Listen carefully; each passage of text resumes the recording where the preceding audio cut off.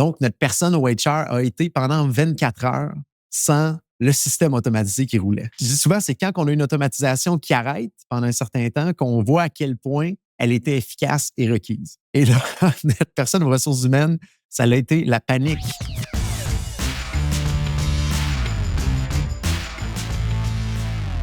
Donc, juste avant de commencer le podcast d'aujourd'hui, je veux vous parler d'un événement incontournable qui va avoir lieu à Montréal le 10 septembre prochain et j'ai nommé la conférence Ça se passe annuelle qui va avoir lieu dans les bureaux de WorkLeap à Griffintown à Montréal. Je suis tellement heureux de vous parler de cet événement-là aujourd'hui parce que premièrement, c'est un événement avec quelqu'un que j'apprécie grandement. On parle ici de François Lantier-Nadeau, fondateur du podcast, ou plutôt de l'écosystème Ça se passe, qui se spécialise dans les SaaS au Québec. Et pour son événement, il a décidé de faire les choses en grand. Je vous dis un peu les gens qui vont y avoir à l'intérieur même de sa conférence et qui vont donner des présentations. On parle ici de Julien Smith, qui a fondé Breeder, une organisation qui a levé plus de 150 millions de dollars. Maintenant, il a fondé l'organisation Practice, qui présentement a reçu des financements de Tony Robbins et de plusieurs joueurs importants dans le milieu. Il y aura également, bien entendu, les gens de chez WorkLeap, donc Guillaume Roy, qui est un des cofondateurs de chez WorkLeap, qui est en train de faire des choses extraordinaires avec l'intelligence artificielle à l'intérieur même des logiciels de WorkLeap. Il va donner également une présentation. Il va également y avoir Vicky Boudreau, qui est CEO et fondatrice de A-List, une organisation en très forte croissance également. Il va y avoir un Pitch Fest plus tard dans la journée où est-ce que, comme François les nomme, les jeunes loups vont présenter des nouvelles organisations, des gens qui ont un petit peu plus d'expérience pour aller chercher du financement possible. Bref, c'est l'endroit où se retrouver le 10 septembre prochain. François Lantier-Nadeau a fait des choses en grand avec la conférence annuelle Ça se passe. Il restera peut-être plus beaucoup de billets au moment que vous écoutez le podcast, donc allez chercher votre billet. Il y a un lien dans les notes de l'épisode. Vous encouragez du même coup une organisation d'ici qui fait des choses assez exceptionnelles pour les SaaS du Québec. Donc, allez voir le tout. conf.saspasse.com pour avoir les billets ou encore dans les notes de l'épisode. On retourne au podcast du jour. Donc, on est de retour sur le podcast Hypercroissance en mode discussion d'affaires. Jonathan Léveillé est de retour avec nous aujourd'hui et comme vous le savez, on aime parler d'IA. On aime parler de plus en plus de cas pratiques concrets. Vous avez été capable de le voir dans les derniers épisodes. On va continuer de la sorte aujourd'hui avec vous. Jonathan, avant toute chose, comment vas-tu aujourd'hui? Vraiment énergisé du beau week-end que j'ai eu. Souvent, les gens me disent que l'intelligence artificielle va rendre les gens stupides.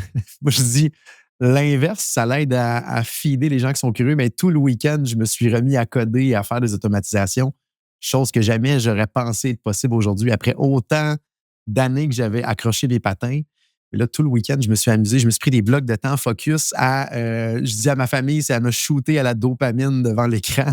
Parce que honnêtement, écrire des lignes de code puis de voir que ça fonctionne en si peu de temps, ce qu'on veut faire, c'est vraiment, vraiment, vraiment de la dopamine en vrac. Donc, beau week-end. Quand je dis ça à mes amis et à ma famille que j'ai programmé en fin de semaine puis j'ai eu du fun, ils ne me croient pas, mais je vous confirme que oui, j'ai eu beaucoup de plaisir et je suis reposé et enjoué.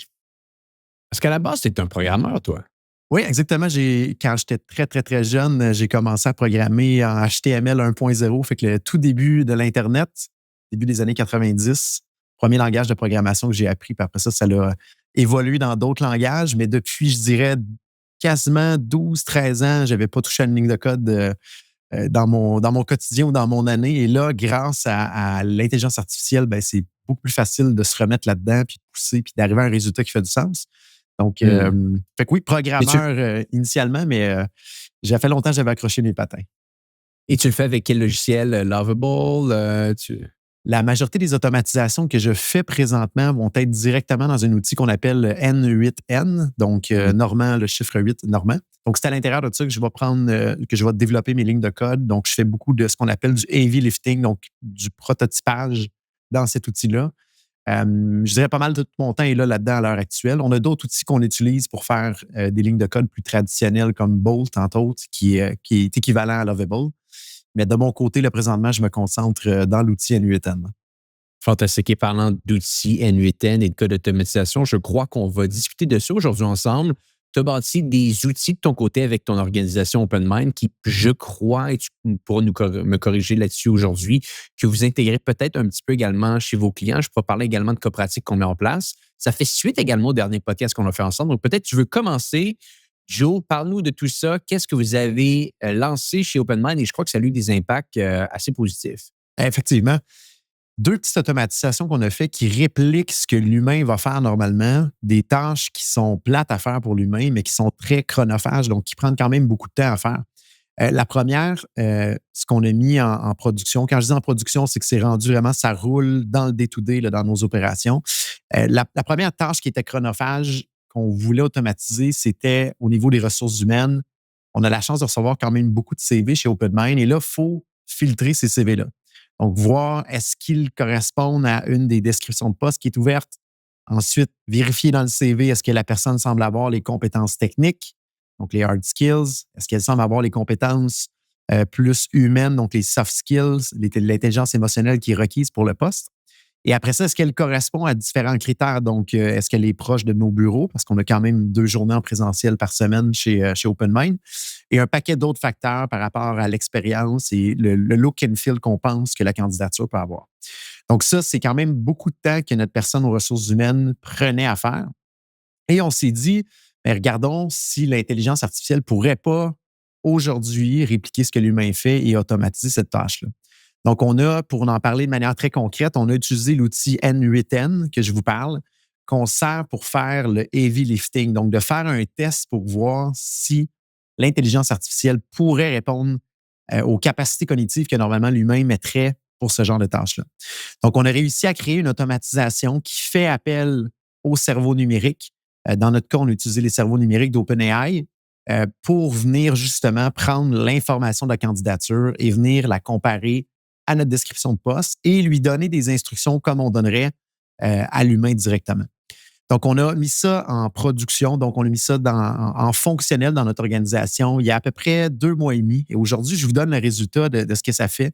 Ça roule en continu, 24 heures sur 24. Dès qu'il y a un CV qui rentre, le système va avaler ce CV-là et vient vraiment d'une manière extrêmement impressionnante faire un petit peu ce que l'humain normalement ferait, là, ces différentes tâches-là, de filtrer le CV et de lui donner une note pour le prioriser ou le déprioriser dans le cycle d'appel. Et ça s'envoie automatiquement dans notre système de ressources humaines, notre système SIRH par après.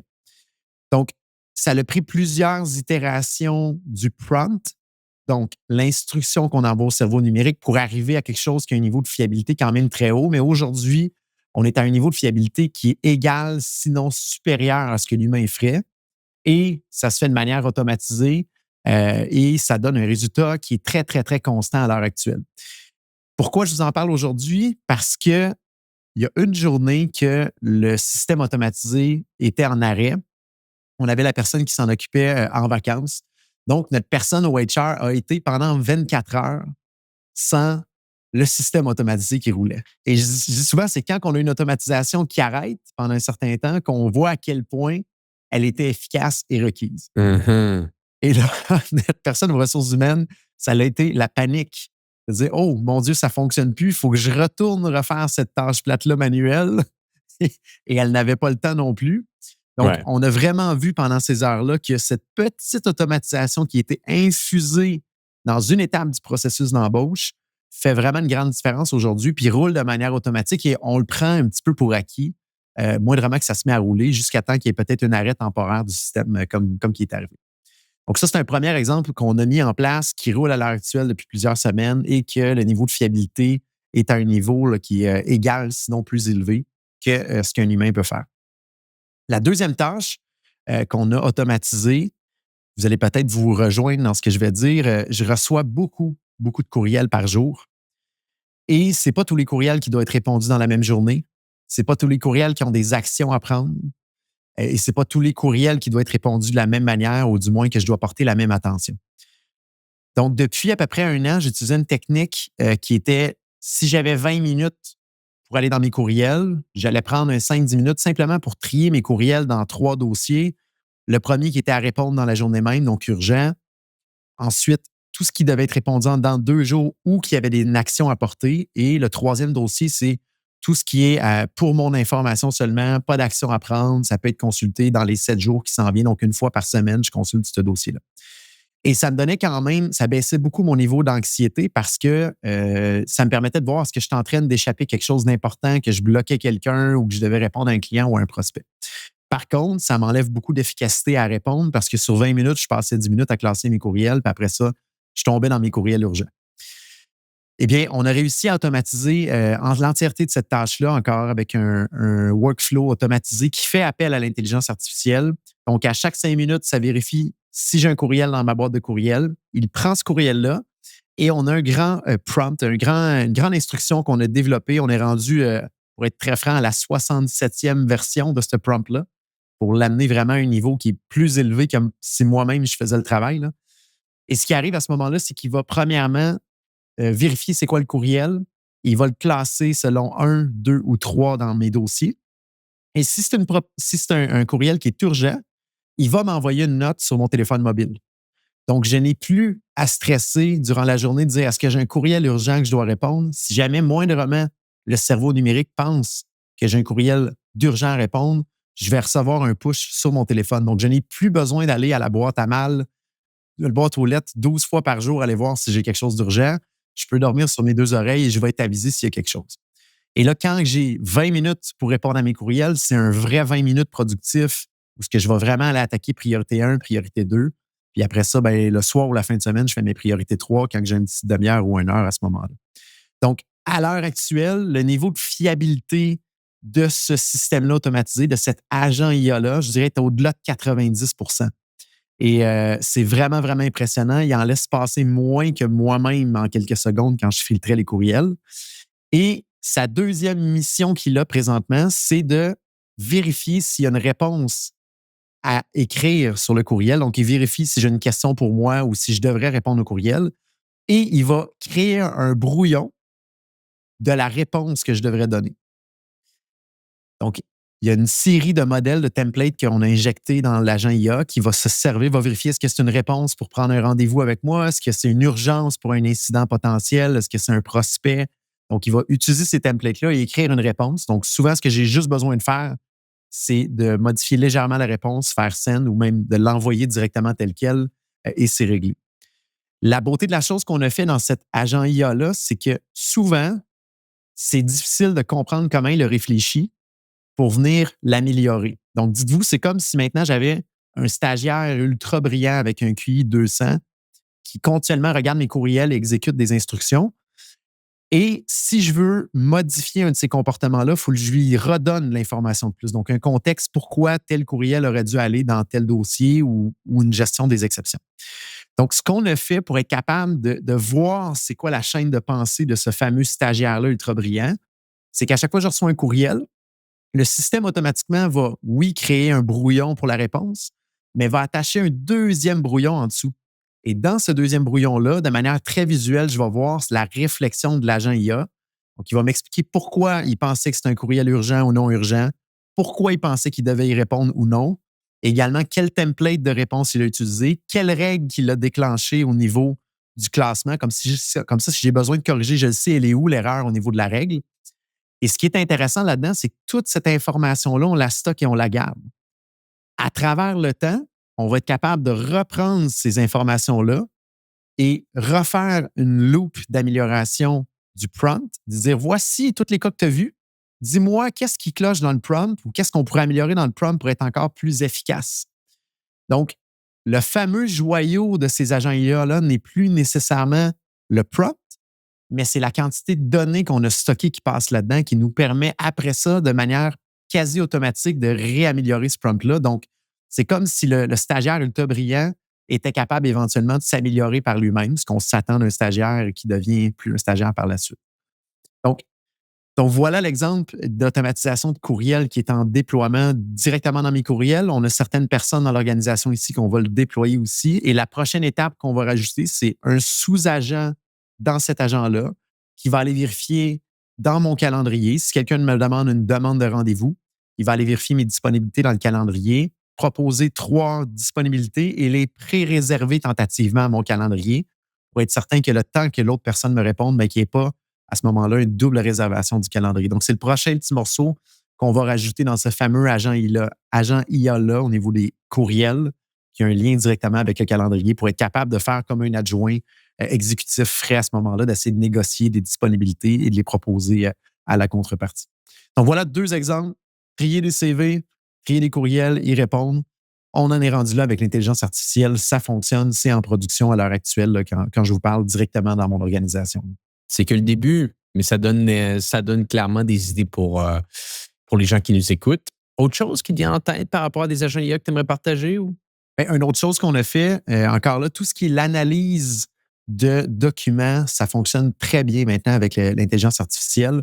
Donc, si encore dans votre organisation, vous traitez tout ce qui est facture fournisseur et paiement fournisseur de manière manuelle, il y a un gros gain à aller chercher soit des outils existants ou d'utiliser des lignes de code existantes avec un peu de personnalisation pour venir automatiser vos factures fournisseurs.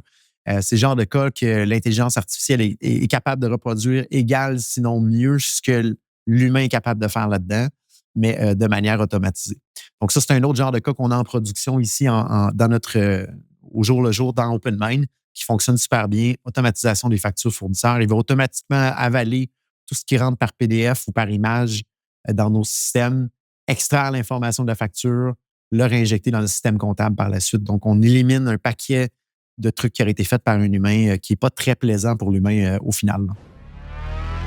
On fait une petite pause sur le podcast en cours parce que je veux vous parler d'une entreprise que j'aime tant et cette entreprise se nomme Hello Darwin. Hello Darwin, d'ailleurs, si vous ne le savez pas, c'est une organisation qui vous aide à aller trouver les subventions dont vous avez le droit et Hello Darwin est également un partenaire du podcast Hypercroissance. Parlant de subventions, il y en a une que je veux vous parler aujourd'hui. Je veux vous parler du programme de soutien à la commercialisation et à l'exportation qui d'ailleurs est une initiative d'Investissement Québec. Et là, récemment, il y avait une partie de l'équipe d'Hello Darwin qui était présente lors d'une allocation exclusive de la ministre de l'Économie du Québec, Christine Fréchette, et elle a annoncé que le programme, très, très prisé, allait réouvrir au courant de l'été. Et c'est un programme qui vous aide à commercialiser vos produits et services au Québec, mais également par la suite à exporter vos produits à l'international. D'ailleurs, avec ce programme-là, dans le passé, on pouvait avoir des subventions qui allaient jusqu'à 250 000 $. Mais attention, sachant que c'est un programme qui est très, très, très en demande et qui a des places limitées, je vous invite à rapidement aller remplir un formulaire sur le site web de l'équipe de Hello Darwin pour être dans les premiers à y avoir accès avant que le programme soit plein. Donc, si ça vous intéresse, go.hellodarwin.com/hypercroissance. Je le répète, go.hellodarwin.com/hypercroissance. Il y aura un lien dans les notes de l'épisode. Ça va vous donner la chance d'être dans les premiers à avoir accès à cette subvention et également d'avoir un 10 % de rabais quand vous allez travailler avec l'équipe de Hello Darwin. Ils vont tout faire pour vous. Ils vont faire le travail pour trouver la subvention, faire le travail pour trouver l'argent pour vous et faire en sorte par la suite que vous pouvez vous concentrer à une chose, faire croître votre entreprise. De retour à l'épisode en cours. Intéressant, tu vois, de notre côté, Jonathan, si on parle d'agent IA, et ça, c'est pas totalement déployé avec l'entièreté de notre entreprise encore, mais ce l'est sur certains départements, certaines petites équipes, je pourrais dire ainsi, qu'on est en train de tester. Donc, tu le sais, je t'en ai parlé plusieurs fois. J'en ai parlé également plusieurs fois sur le podcast. On développe depuis environ 18 mois, 24 mois maintenant, un logiciel qui s'appelle Data Blaster, qui essentiellement aide les organisations comme la nôtre ou les annonceurs à mieux suivre leurs différentes données publicitaires, que ce soit via des sources Shopify, des sources Meta, des sources Google, des sources TikTok, des sources Pinterest, Klaviyo, bref. On est capable de prendre beaucoup de sources et de ramener ça dans des rapports qui sont digestibles, donc des rapports Looker, Sheet, peu importe ce que vous allez utiliser à la fin de la journée. Et bien entendu, comme tout logiciel, j'aurais tendance à dire, qui se respecte en 2025, on a voulu tranquillement venir intégrer un petit peu une petite couche AI, on pourrait dire ainsi, à ce qu'on fait, sans nécessairement se voiler la face et commencer à penser que demain matin, c'est ce qui va faire tout changer dans notre organisation. Je parle ici de Data Blaster. Je pense que c'est peut-être l'erreur en ce moment que les gens en logiciel peuvent faire, c'est de penser qu'ils sont une entreprise AI quand ils ne le sont pas nécessairement. Donc ça, c'est une erreur à faire parce qu'après, ça peut seulement nous sortir un petit peu de notre focus de ce qu'on est en train de construire pour essayer de suivre une vague qui est importante, mais qui n'était peut-être pas reliée à votre priorité à l'heure actuelle. J'amène maintenant l'extrême aussi. Je pense que c'est également très dangereux si vous bâtissez du logiciel en ce moment de totalement dormir sur ce qui déroule au niveau de l'intelligence artificielle. Donc, ce qu'on a essayé de faire, nous, c'est de juste jouer un petit peu entre les deux et d'intégrer une première couche d'intelligence artificielle à ce qu'on fait avec Data Blaster. Comment ça se met en place? Mais je te mets dans le quotidien, Jonathan, d'un acheteur média ou d'un direct response marketer, on va utiliser le terme ici. Il se réveille le matin, il s'en va voir ses régies publicitaires, Meta, Google, TikTok, choisissez-la. On va prendre ici l'exemple de Meta. Il va voir les résultats de ses campagnes de la veille. Il va regarder également en même temps son rapport Data Blaster. Il va regarder si les KPI ont été atteints, si les métriques suivent la route. Et tranquillement, il va absorber de l'information pour ultimement prendre une bonne décision. Et je pense que c'est ça la différence entre un bon et un moins bon direct response marketer. Ce n'est pas le nombre de décisions qu'il prend, mais c'est la qualité de ses décisions. Je fais souvent je fais souvent une blague avec mes collègues à l'interne de dire essentiellement, nous, on est comme un conseiller en placement. Warren Buffett, quand il prend des décisions d'investissement à la fin de la journée, il ne prend pas 250 décisions par jour. Il prend 1 à 2 excellentes décisions par trimestre. Et c'est ce qui fait qu'à la fin de la journée, il a été capable de gérer une bonne année. Donc, je pense que d'un autre côté, c'est à peu près la même chose qu'un media buyer, un direct response marketer va faire, c'est de regarder, lire les data et de prendre des bonnes décisions. Et ce qui se passe, Jonathan, mais qu'à travers le temps, quand tu gères des campagnes de pub, tu as documenté tes campagnes de pub. Donc, si toi, demain matin, tu gères une campagne de pub, disons, pour mon entreprise, et tu gères les campagnes de pub depuis 2020, tu suis, disons, certains processus JCL, à chaque jour, on va te demander de prendre des notes sur ce que tu as fait, sur pourquoi tu as pris cette décision-là. Qu'est-ce qui a fait en sorte que tu as pris cette décision-là au lieu de prendre une décision qui, habituellement, on prend dans un cas pratique de la sorte. Donc, tu documentes tout ce que tu as fait de A à Z. Quand ça fait 1 an, 2 ans, 3 ans, 4 ans que tu documentes un compte de pub, qu'est-ce qui se déroule? Il y a de l'accumulation de beaucoup de data qui explique pourquoi un compte fonctionne, un compte qui ne fonctionne pas. Donc, tu prends ce data qualitatif maintenant et tu viens le mixer avec du data quantitatif, ce qui essentiellement on fait avec Data Blaster.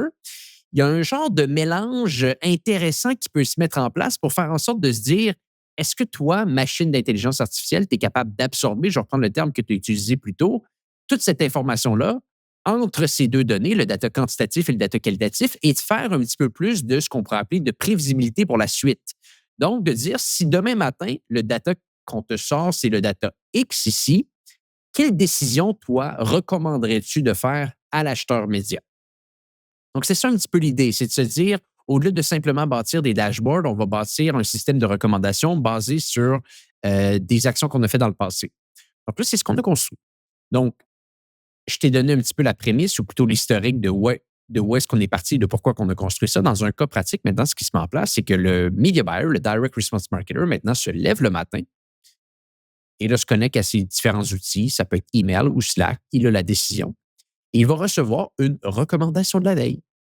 Salut Antoine, j'ai analysé, j'ai crunché tous les datas de la veille sur Facebook, Google, Shopify. Voici l'observation que je fais. Voici la recommandation que je fais. Dis-moi la décision finale que tu veux prendre. Et là, le temps que ça sauve est assez impressionnant parce que tu auras compris qu'avant, il fallait que tu sortes toutes ces données-là, que tu te fasses une idée, puis par la suite, tu prennes une décision. Mais si une machine, un cerveau numérique, comme tu le dis, peut faire ce travail-là à ta place, puis t'envoyer une recommandation, et que la recommandation est bonne et que tu peux la mettre en place, bien là, ça s'entraîne tout seul pour juste devenir meilleur et meilleur et meilleur et meilleur pour la suite. Donc ça, c'est ce qu'on a construit. Je ne te cacherai pas qu'on est dans des premières itérations ici. On n'est pas rendu au point de commercialiser tout avec Data Blaster. Je pense qu'on devrait le faire, à mon avis, d'ici peut-être 1 mois et demi, 2 mois.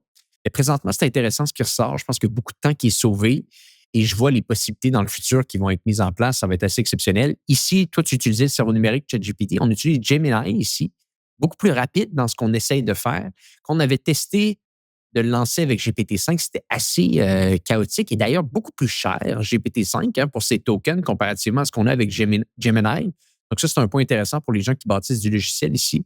On avait, pour le cas pratique ici, c'était beaucoup plus cher. Donc voilà, c'est ce qu'on met en place un petit peu de notre côté à voir si ça va perdurer à travers le temps. C'est toujours le défi, c'est de se dire, c'est beau au début, est-ce que c'est capable d'être encore plus fonctionnel à travers le temps? On va suivre ça de près.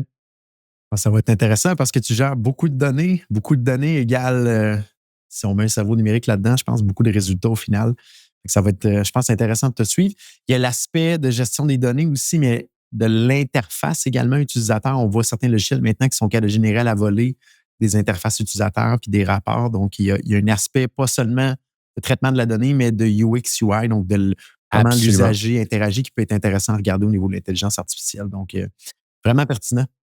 Puis je pense que ce qui est intéressant et ce qui est important de garder en tête, c'est, on en avait parlé un petit peu peut-être la dernière fois. Je pense que j'en avais parlé également avec François sur un des podcasts qu'on avait fait récemment avec lui, François de Ça se passe. Et mon point était le suivant.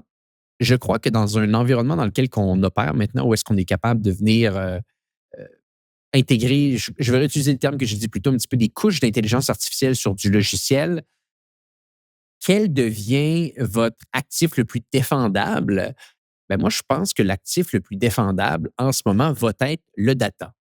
Du data propriétaire, c'est difficile de trouver le bon terme en français. On dit proprietary data en anglais. En français, peut-être du data propriétaire, devient une donnée qui est assez exceptionnelle si tu es capable de l'accumuler dans ton logiciel, surtout si tu en as beaucoup et que tu es capable d'interpréter un petit peu cette donnée.